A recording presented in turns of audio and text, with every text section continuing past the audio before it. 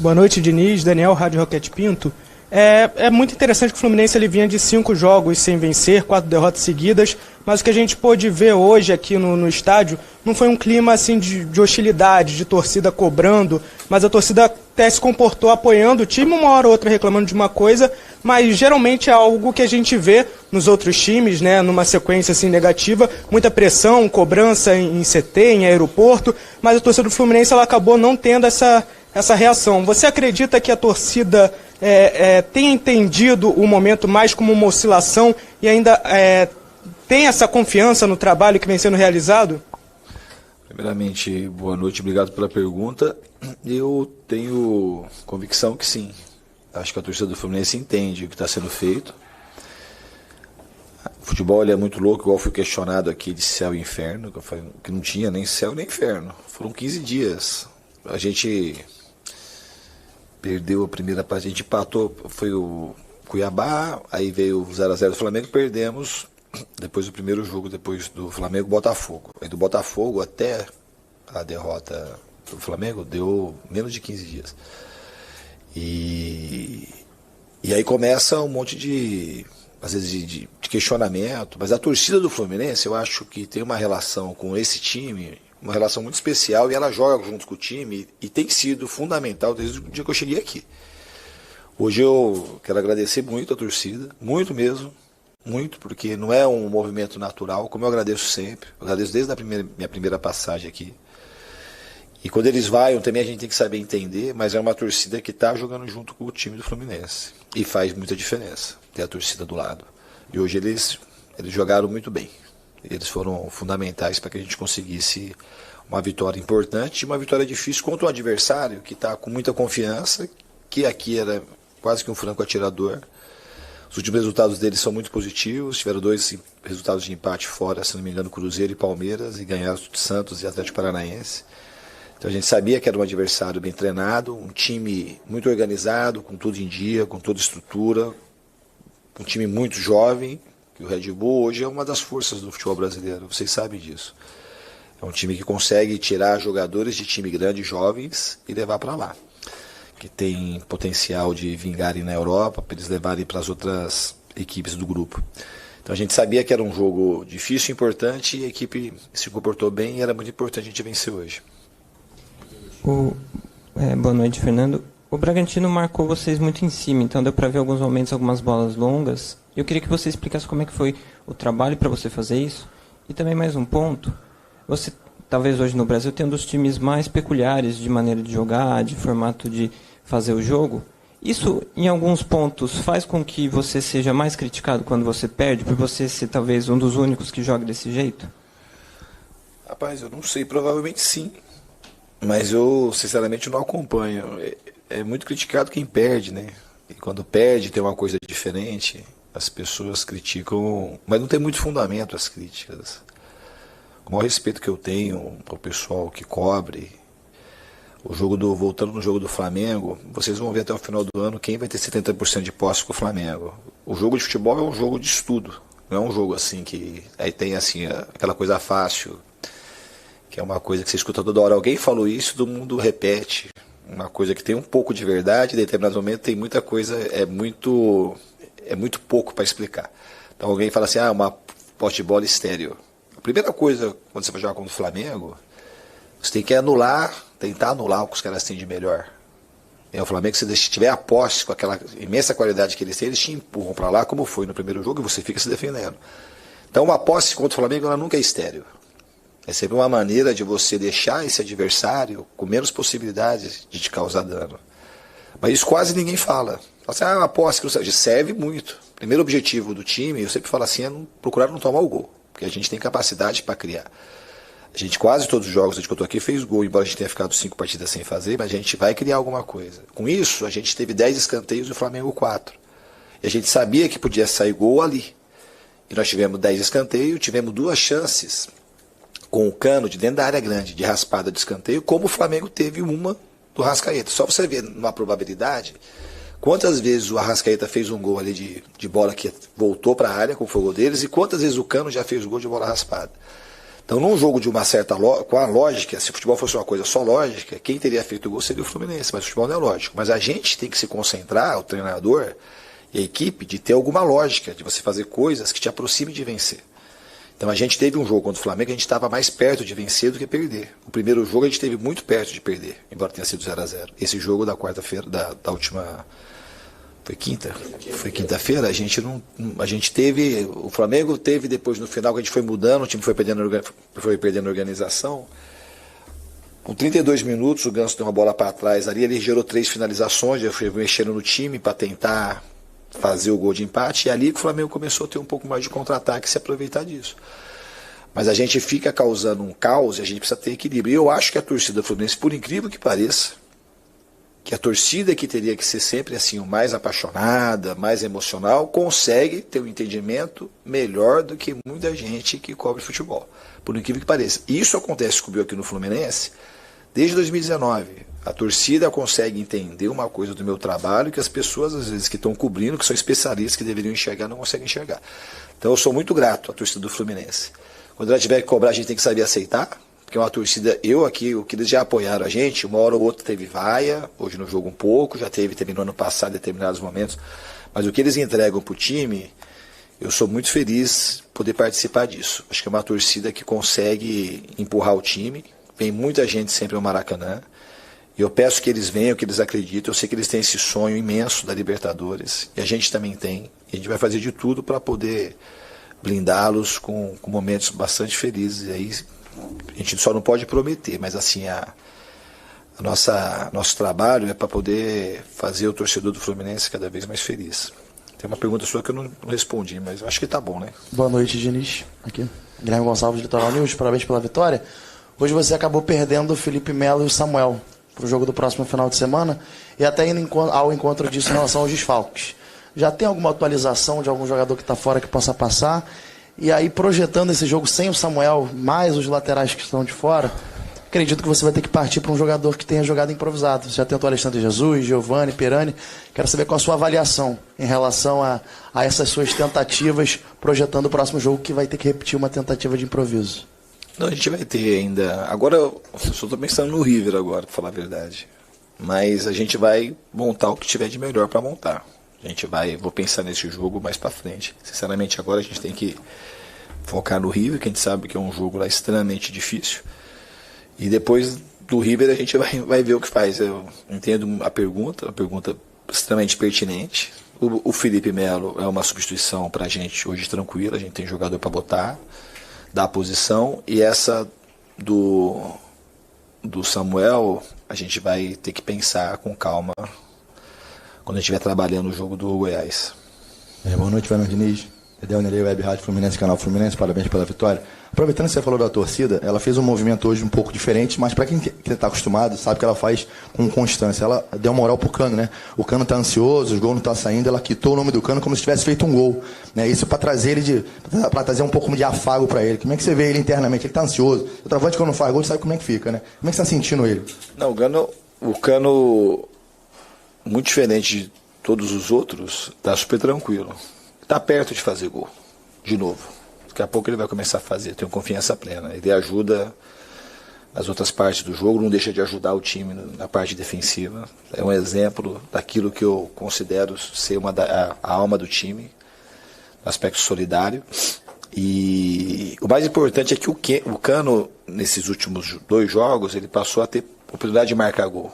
Teve alguns jogos que ele estava praticamente assim, a bola estava indo para um lado e não estava conseguindo estar conectado com o time. Então a primeira coisa é estar em condição de fazer. Hoje ele teve algumas oportunidades que podia ter feito o gol e eu tenho segurança que no momento certo ele vai voltar a fazer gol.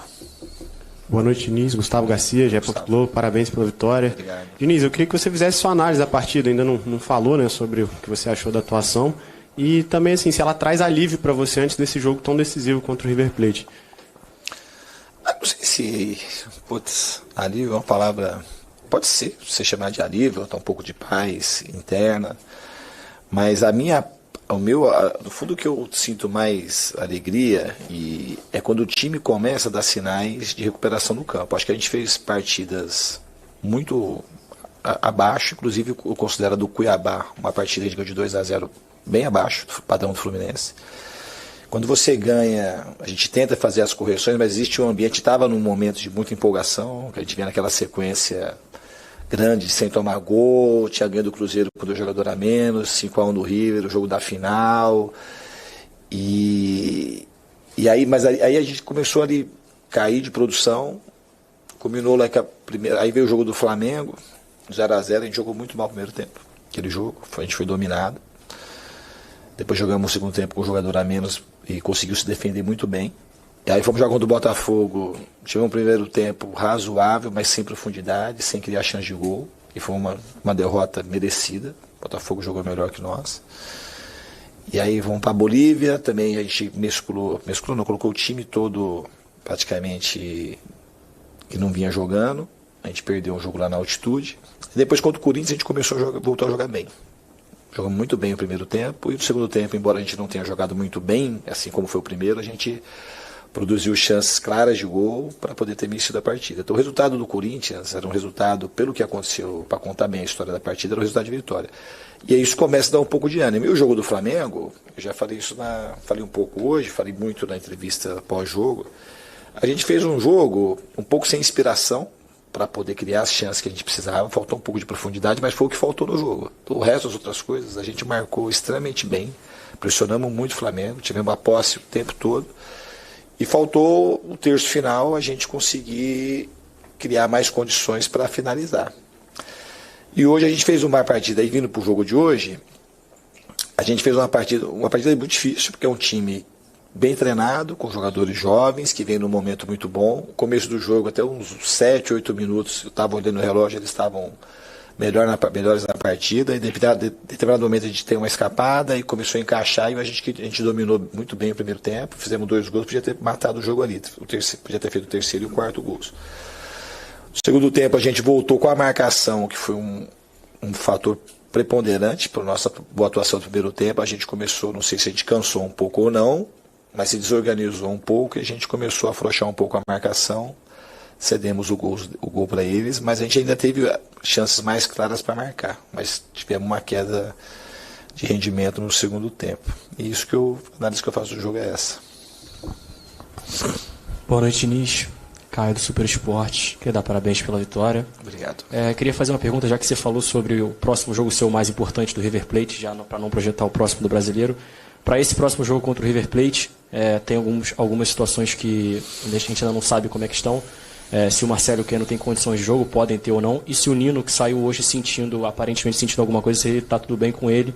Só para dar uma atualização para a gente, como é que eles estão fisicamente, para saber se vão ter novos jogadores ou se vai seguir com alguns desfalques. Obrigado. Obrigado. O Keno está voltando, está num processo de transição, a gente não sabe ainda se vai utilizá-lo para esse jogo ou para o fim de semana. Ele ficou um tempo importante parado.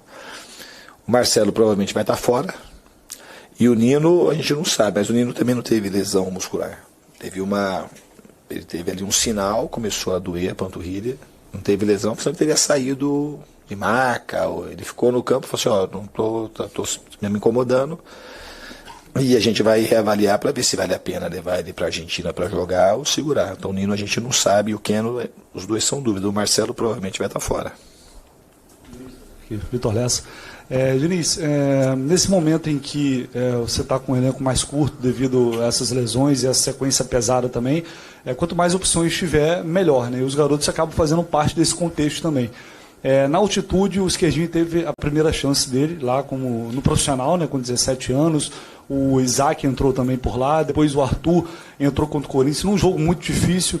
No Fla-Flu, Isaac e Arthur também entraram numa situação bastante adversa, e hoje o Arthur ficou fora do banco. Eu queria te perguntar em relação a essa opção, e se talvez em jogos não mais tranquilos, que o jogo de hoje seria difícil também, não tem jogo fácil para se testar garoto, mas em jogos assim que em tese eles se sentiriam um pouco mais à vontade, em condições mais favoráveis para eles ganharem mais minutagem e aí, de fato, vir a ser uma opção mais concreta para você ao longo da temporada.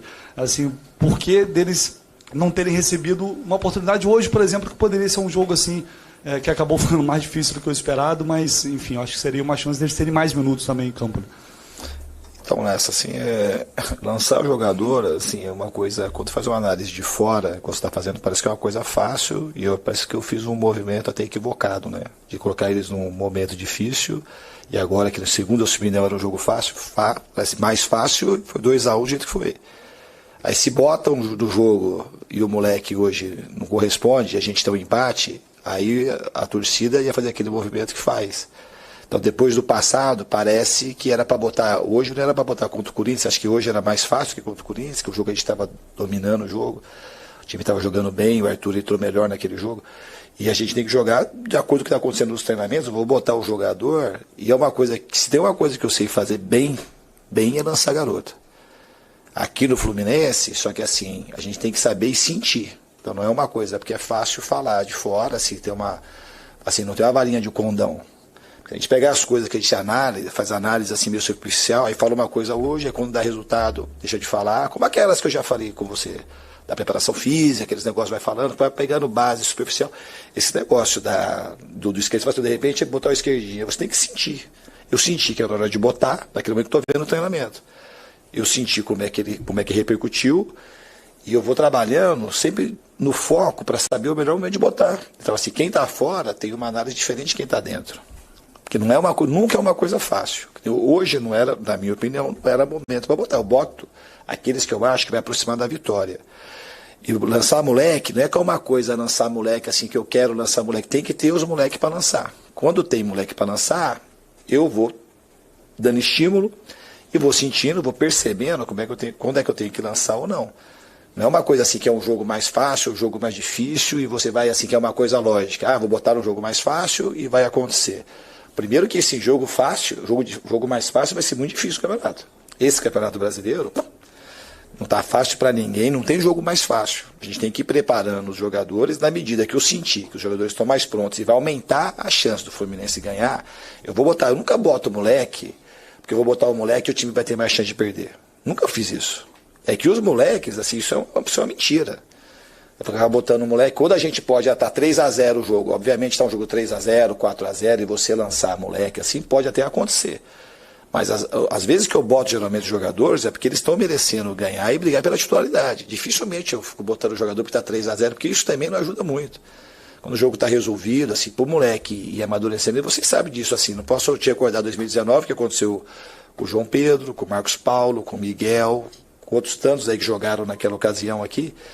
Comigo, isso não era porque eu fui preparando os moleques e eles entraram. O João Pedro não entrou num jogo. Se você lembrar do João Pedro, ele foi entrando em jogos também difíceis. Decidiu o jogo aqui contra o Cruzeiro, depois fez 3 gols contra o Atlético Nacional, e assim eu vou conduzindo. Então não é porque assim você vai lançar o moleque, senão você vai ficar esperando o dia que tiver um jogo fácil, que pode ser que não tenha nenhum, então você nunca vai lançar. Eu botei os garotos para jogar, eu acho que foi assim uma experiência para eles muito forte, marcante para a vida deles, e aquilo não foi nada ruim para os jogadores. E eu vou percebendo quando é que eu posso colocar os jogadores de volta.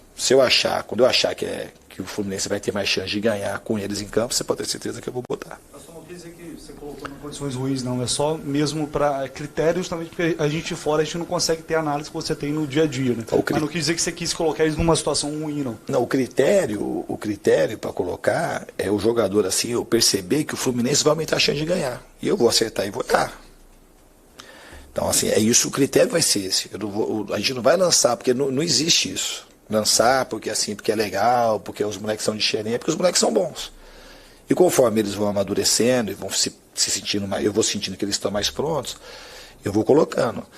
E se eu não estou colocando é porque na minha percepção não era o momento de colocar. E eu vou acertar e vou errar, mas não tem uma receita pronta assim. Se fosse um mundo idealizado, assim, vou esperar o jogo estar mais legal, mais maneiro, e vamos lançando os moleques devagar. Mas no fundo os jogadores eles vão acontecendo, principalmente os grandes jogadores, assim, nos momentos, você pode ver a história do Fluminense aqui. Eu estou tomando o máximo de cuidado para fazer as transições aqui que eu posso, porque eu não gosto de fazer como foi feito a maioria das vezes o Fluminense, que em 2009, o time estava lá, ladeira abaixo para cair, lançou um monte de uma vez, e deu certo. A maioria das vezes não dá certo. Muitas vezes o jogador André, quando veio para salvação da lavoura, estava muito ruim, então botou e deu conta. A gente acho que é mais igual o ano passado. É muito melhor a gente conseguir ter um time mais consistente, aí botar o Matheus Martins, foi. Depois botar o Alexander Eu estou esperando. Quando a gente consegue isso, pro Fluminense, é bom para todo mundo. Porque um jogador jovem que consegue se firmar, ele vai assim trazer receita para o clube, é um jogador que provavelmente vai machucar muito pouco. E ele vai só, se ele hoje ele consegue jogar com 19, 18, 19 anos, a tendência é que nos próximos jogos, mais 6 meses, 1 ano, ele só melhore. Então eu estou sempre assim de olho para que eu possa fazer isso. Se eu não estou botando, hoje eu não botei nesses jogos, é porque eu achei que não era o momento ideal. Diniz, Gabriel Amaral, Raiz Tricolor. Queria até entrar nessa esteira, também são 2 perguntas, para falar de um garoto que subiu e está aqui já há um bom tempo, né? Na verdade subiu na reta final de 2020, que foi o Martinelli, e hoje teve algumas vaias da torcida, a torcida vem pegando um pouco no pé, ele está substituindo o Alexandre, ele era o dono da posição, saiu pela lesão e voltou agora. Queria que você falasse um pouquinho sobre como você está enxergando o Martinelli e como ele também está lidando com essa pressão um pouco maior da torcida. E só para poder fechar, como a gente falou pouco do jogo de hoje, do confronto mesmo contra o Bragantino, eu queria te perguntar sobre as mexidas no segundo tempo. Principalmente a mexida mais pro final, ali com 30 e poucos, mais ou menos, quando entrou o David Braz e o Thiago Santos. Eu tive a impressão que após a mexida, o Fluminense ficou um pouco sem o meio de campo, possibilitando a pressão, a abafa do Red Bull ali para a reta final. Eu queria entender o que você pensou para poder fazer a mexida e se você acha que o que você pensou foi executado da maneira que você pensou também. Eu acho que sim, que não tinha 30 e pouco. Tinha para 40 praticamente, 39. Então faltava 5 minutos. Então o Red Bull já estava, o jogo estava um pouco aberto. A gente estava até tendo um pouco mais de chance, mas o Red Bull estava tendo chance. Se você perceber um pouco antes de eu tirar, eles tiraram. É que logo depois que eu mexi, teve um cruzamento importante ali que a gente falhou, que não era para falhar. Então a ideia era o time não tomar o gol, assim. Era mais assim defender o 2-1 do que fazer o 3-1, faltando 5 minutos para acabar. Eu acho que nisso a gente conseguiu. A gente não deu muita chance para o Red Bull. A chance que a gente deu, na realidade, por incrível que pareça, mesmo a gente estando com um time mais defensivo, a gente sofreu um contra-ataque que não era para sofrer. A gente quase fez o gol lá. Se faz 3-1, não ia mudar quase nada pra gente, e aí no contra-ataque eles quase fizeram o gol. Então não foi assim, no momento do abafa, assim, o negócio de ficar com a bola ali, não aconteceu nada de importante praticamente no jogo. A chance que eles tiveram mesmo foi essa transição muito rápida que eles fizeram, porque a gente errou, deixou o meio desprotegido e eles conseguiram conectar um bom contra-ataque. A ideia era que isso não acontecesse. Mas a minha ideia era inicial, era preservar, se pudesse fazer o terceiro gol, fizesse, mas desde que a gente não sofresse o empate. Então era mais garantir o resultado de vitória, que eu acho que acabou acontecendo e eu não vi grandes problemas. A gente já estava sendo pressionado pelo Red Bull no fundo, eles tinham empurrado a gente para trás, a gente estava perdendo força de marcação. Eu tinha que mexer no Nino porque eu estava sentindo, e o Thiago Santos para ajudar na proteção. O gol deles mesmo foi uma bola ali de falta de pressão na bola, começou do arremesso lateral, a gente pressionou mal o arremesso lateral, depois a gente desmontou a marcação, a bola voltou ali para o chute, a gente não conseguiu tirar o chute. Então era assim, evitar esses chutes de longa distância, procurar travar os cruzamentos e dar uma crescida no time também, que era uma coisa que eu queria fazer para evitar o gol do Bragantino. Em relação ao Martinelli, eu acho o Martinelli um jogador que tem um potencial imenso.